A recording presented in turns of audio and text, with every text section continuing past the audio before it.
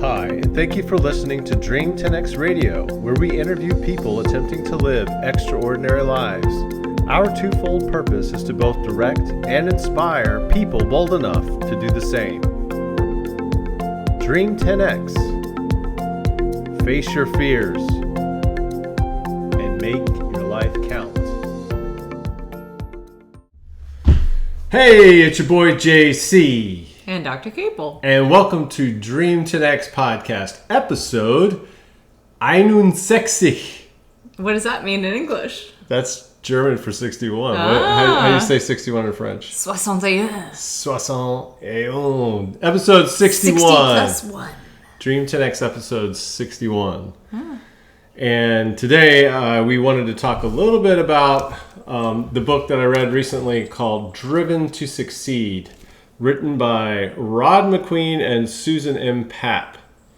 Driven to Succeed is a book about a guy from Hungary. His name was, I have a hard time saying his last name. It's kind of funny. Frank Hasenfratz. Oh, it looks like Hasenfratz. Frank Hasen, I want to say France, but it's Frank Hasenfratz. And he grew up in Hungary prior to World War II. And so he was coming into his own as a teenager during the war. Mm-hmm. And I don't want to tell the whole story about the beginning of his life in Hungary because it's really fascinating. And I really loved reading about how he grew up in Hungary and post-World War II and how the Russians kind of came in. And it was just mind-blowing to learn more about how communist governments operate. And I won't say any more. You can read about it. But man, it just blows your mind as somebody in a Western democracy how other countries around the world actually treat their people and how poorly they treat their people. And man, I'm just lucky to be an American, lucky to have what we have. Just feel really fortunate. But he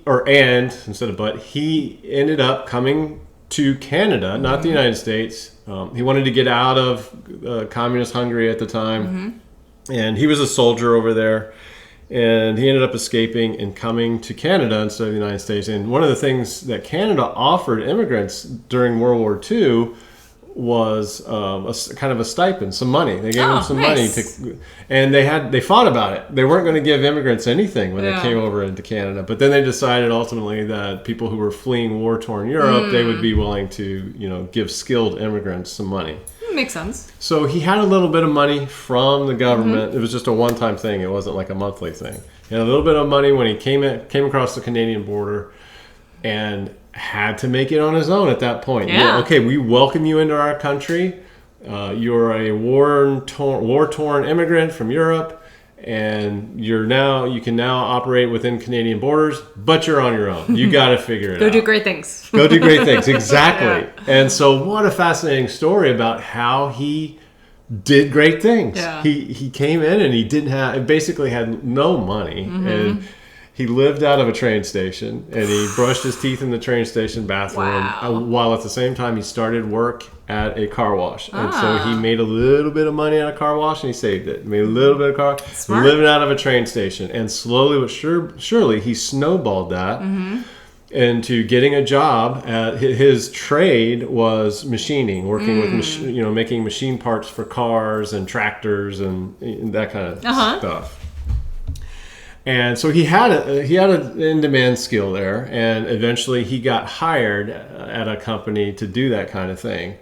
And one thing leads to another, and he gets another job, and ultimately decides. And he meets a woman, and she's well-to-do, comes from a well-to-do family. So when they get married, all of a sudden he's got a house and he's got some land. Nice. All from his wife. And so now he's starting to cook with gas, right? And then he decides to start a machining company in his basement. And from almost day one, he was profitable in doing that. That's amazing. And, reflecting on my own experience in trying to start a company, I am not profitable yet, and I've been doing this for over a year.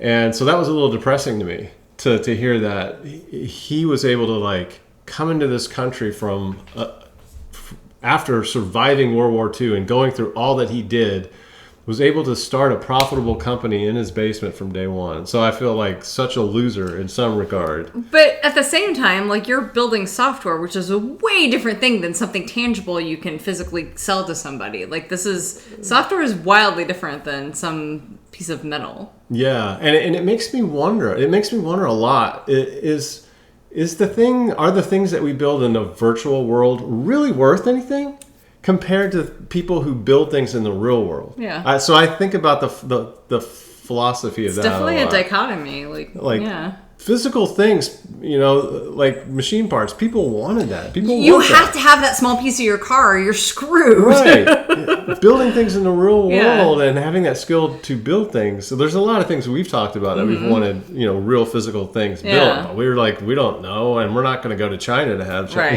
it built. We want to be able to do that ourselves, but we don't have that skill right now. Right. And I don't think a large part of America, Northern America, has skills now for building tangible physical things. So true. It's an interesting question, and I'm still pondering it. However, I do have skills in developing software and for virtual devices, virtual experiences.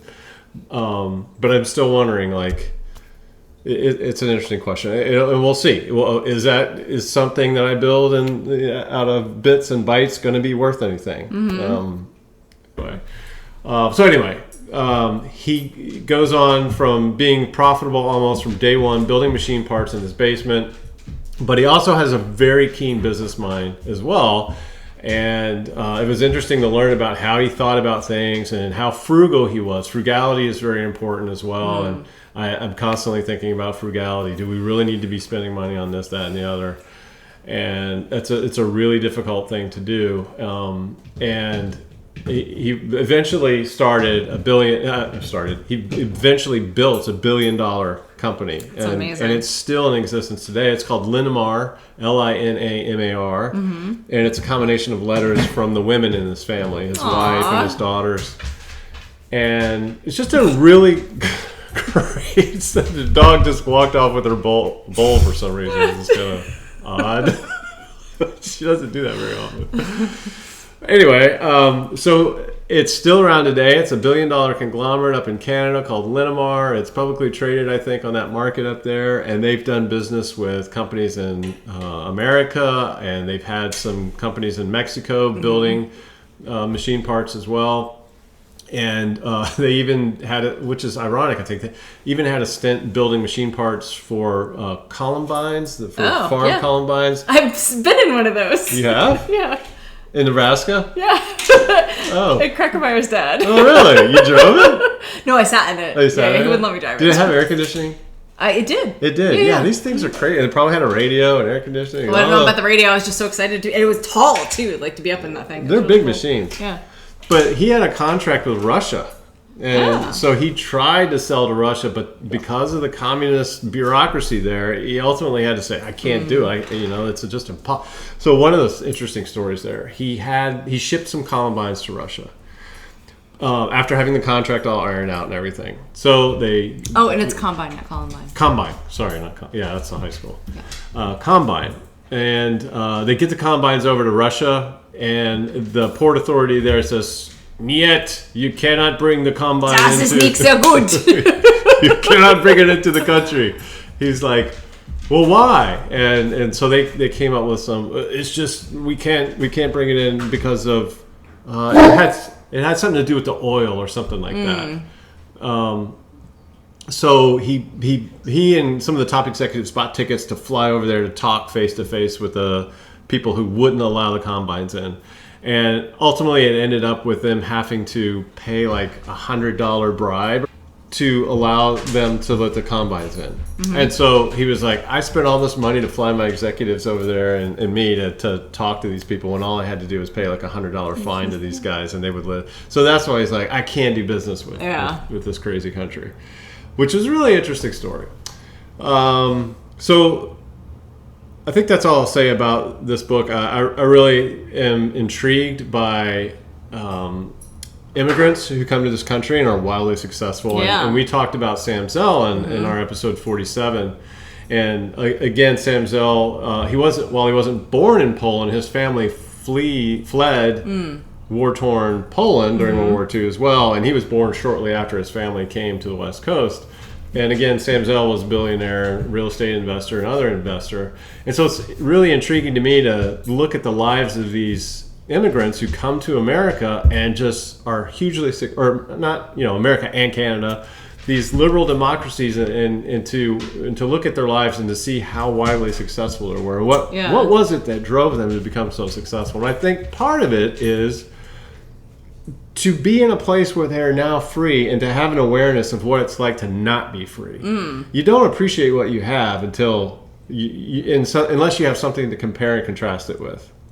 Right? It's hard to appreciate our freedom when we haven't had it taken away in the forms that these oppressive other governments around the world have removed freedom from the people that are in their country. Yeah. And so I think part of that is the awareness of what they now have, the freedom that they now have, and what they can possibly do.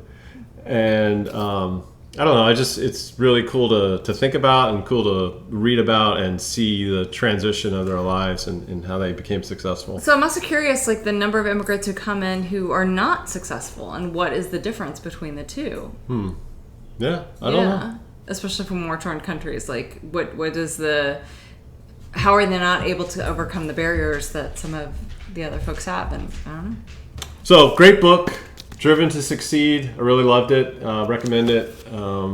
Pick it up if you're interested. Another book I just finished is The Myth of Artificial Intelligence. Ooh. So if you've been thinking about artificial intelligence and how it's going to take over the world and kill everybody and take your job and all that, this is a kind of a refreshing read. It's by Eric J. Larson. Eric J. Larson, Eric with a K. And one of the core tenets of this book is that machines are right now not on the path to become a general super intelligence like humans, because they don't think like humans. Machine learning is not like human learning. Yeah. And even though we're not that bright all in all, we can think broadly and solve problems using abductive reasoning, which is basically problem solving and creating hypothesis out of basically thin air and piecing together puzzles to solve a problem. Whereas machines can't do that. They use inductive reasoning. They're really great at inductive reasoning. And one of the great quotes or sayings that I pulled out of here was that machines are like idiot savants. They're really great at like playing a game, or really great at like creating a video with Arnold Schwarzenegger's face on it. But in terms of solving problems and teaching themselves to solve problems and trying to teach themselves things that they don't know. Humans can do this great. Like, that's one of the things I love about our brains, is that we can get a sense of what we don't know and seek out ways to teach ourselves that. And the other great thing about that is you don't have to go to college or a university to learn something. Yeah. Studies recently that are really cool around like coaching and AI, and I mentioned this to you the other day, but what they found is that the AI coaches are really good at people who need goal setting and keeping up and needing that accountability, but are terrible with like the wellness and health and mental coaching. And so with that, they're looking at different partnerships between having a human and an AI interface, which I think is brilliant. But I think it's really cool too that the humans, like, we have the empathy, and computers can't fake the mirror neurons. Like, you can't fake that interaction and that empathy. So no way, not even close right now. Yep. I read an article today about a preacher who put a ChatGPT based avatar as the preacher in a church. Well, that's odd. That just blew me away. And one of the comments of one of the congregants afterwards was like, the avatar preacher didn't relate to me on any sort of human level whatsoever, even though it was spouting, knowledge that it had absorbed from reading various things. But it's just, to me, that's like horrible. That's not at all where we want to go with this stuff. But okay, so great book. The Myth of Artificial Intelligence as well. Highly recommend that, even if it's just to give you a different perspective on where you think the technology is at the moment. So in that regard, it is really good. Okay, so this summer, what are we doing? We're reading a book? We're reading a book. Well, I've already read the book. Well, I've already read the book. I wish I could read it. But... We're rowing down the Potomac River. So James has been diligently rebuilding a gunning dory. I help when I can, but he's the primary guy. And so it's a gunning dory. It's a big rowboat, 18 foot, and we're going to be rowing from DC all the way to the Chesapeake Bay. So that's going to be super fun. And then we are flying to Oahu to do the Molokai to Oahu race. Paddleboard. No, I'm getting there.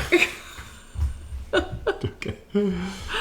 Paddleboard race, and it's prone, which means you lay down. It's all the terrible parts of surfing that nobody likes, but this board is actually made for it, and so the shape is a little bit different. And it just zips. When you go, it just zips through the water. Well, for me, it zips very slowly, but it zips. So we are going to be going through the Channel of Bones from Molokai to Oahu, 33 miles, and James and me and his son, so 11 miles each. And yes. Then we're going to have many beers after.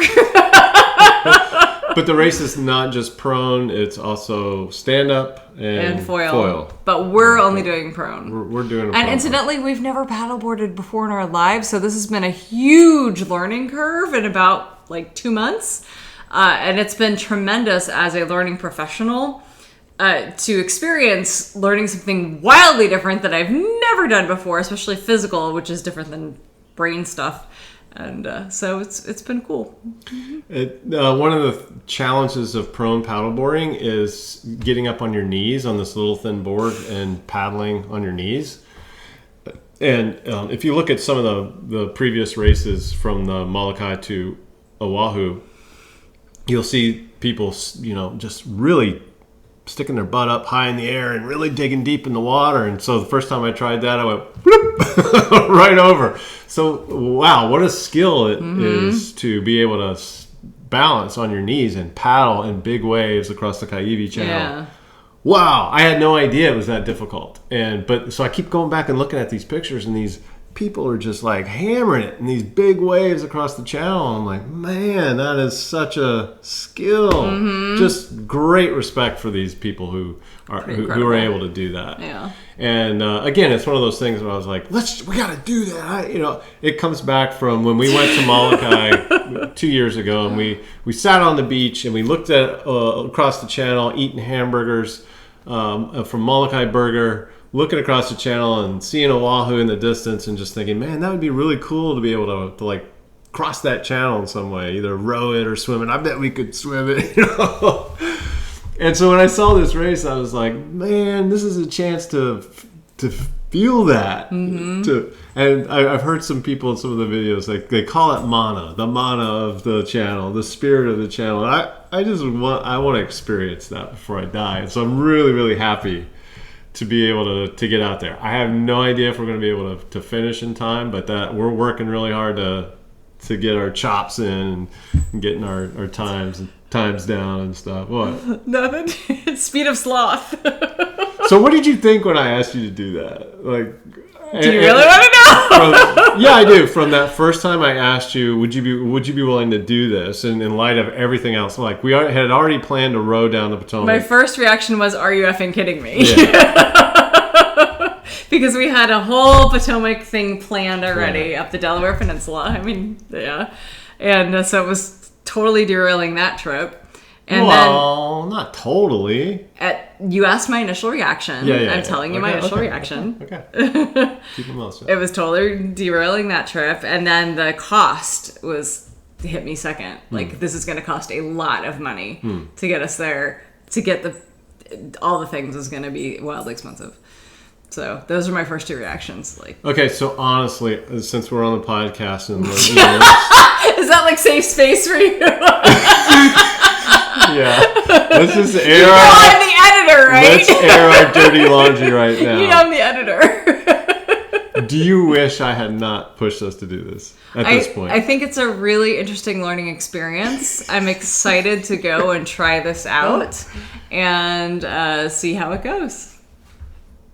That sounds like a very PC answer. It's true. Is that like from your heart? Yeah. Answer? Okay. Yeah. I think it'll be right. an interesting experience. My son Matthew is a surfer, and when I asked my family, the kids, my 2 daughters and my son, if any of them would be interested in being our third member of the team. It's a 3-person team that we're doing this with.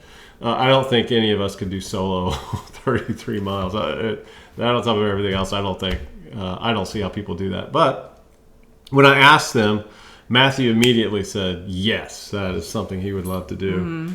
And so I was glad of that. Like, to have that initial fire was there for him. So that's good. I don't know if it's burned out because the training has been a real eye-opener and really feeling how hard it is. It is a difficult sport. That was my third reaction, is that we've never done this before. And do you know what this channel is? Do you know where this is? Yeah, so we train on the Potomac River where it's relatively flat. Yeah. But it's not flat all the time out there. Yeah, and the currents are really rough out there. Yeah. And the wind goes opposite the current, so you're like, crap! You're rowing in place for hours!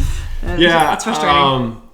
It's interesting to learn about the bodies of water that you're on, because rowing is good for that. Like, rowing, you really get more intimate with the water that you practice on, but you're not in the water. On a paddleboard, you're basically in the water, and you're going to go over. Like, when you try to get on your knees or whatever, you're going to go over. You're going to spend a lot of time in the water.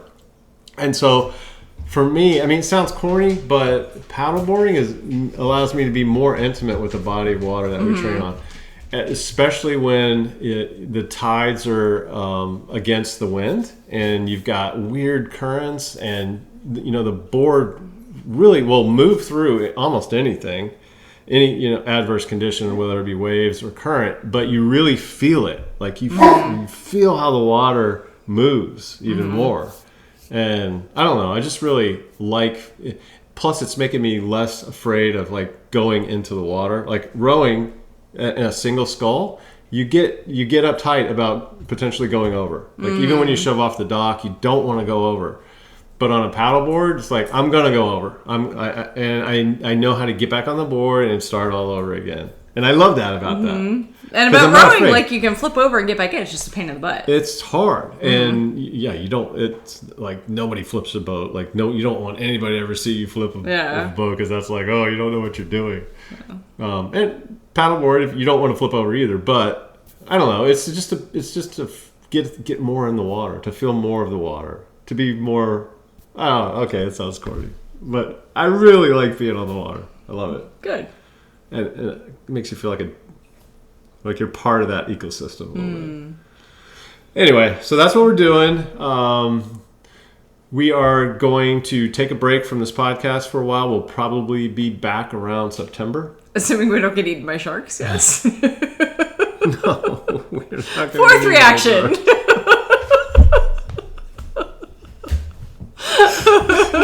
She's generally very, very positive. Very positive person. So we go with, are you effing kidding me? To, this is going to be so damn expensive. We don't know what the hell we're doing. We've never done a paddleboard. And yeah, we're going to get eaten by sharks.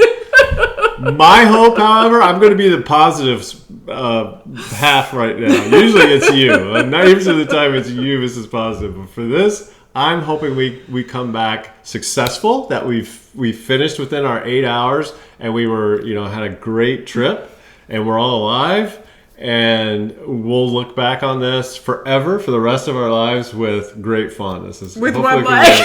Shut up! No, it's gonna be great. No sharks. Kaiwi Channel, here we come. And Potomac, here we come. All right. Thanks for watching. Thanks for listening. Like and subscribe to Dream to Next podcast. So we are going to post some pictures of our adventures on probably at VikingRose.com and DreamToNext.com. Hopefully, if we can figure out how to do it. And we will see you in September. Thank you. Bye.